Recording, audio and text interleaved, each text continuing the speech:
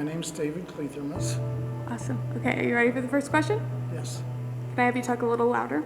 All right. How do generosity and witness naturally flow out of your relationship with Jesus? With my relationship with Jesus, knowing He's open to everything. And from my past life, I've learned that what I've been through, I want to share with others, and the fact that God put me here in this place, the ability to just serve in any way that I can. Awesome. Okay. Can you share a specific moment where generosity or faithfulness to serve impacted someone else?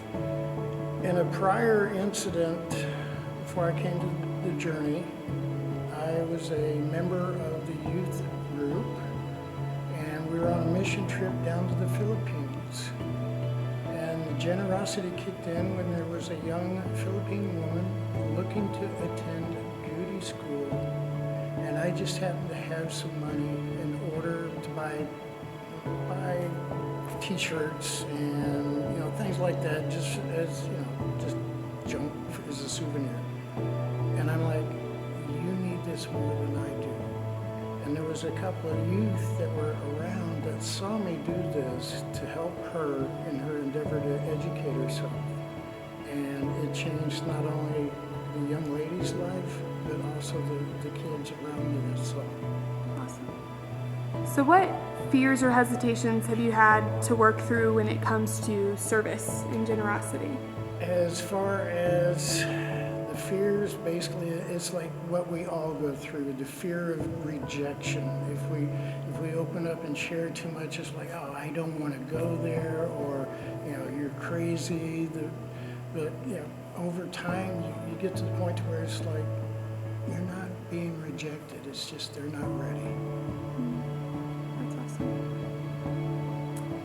So how has living open-handed with your time specifically changed your trust in God? The change has been from being so selfish in my life to one of wanting to give to others in whatever way I can. Either a shoulder to cry on, a warm embrace, a hug, a greeting of hi, how are you? How are you doing this week? Whatever. Any way that I can to help somebody in whatever way. Awesome. So what does faithfulness look like in small, everyday ways? Okay, 1 second. Okay. Huh? It's gonna be loud. True. I'll wait. You think on that, David. Could you maybe, in answering that question, touch on how when you're answering the question about faithfulness every day, could you maybe touch on how you might exemplify that to Nico? You don't have to necessarily say Nico, but you care for him a lot. Okay. And so that's you're a great role model for him. So maybe just touch on modeling. Okay, yeah. I'll Okay. do that.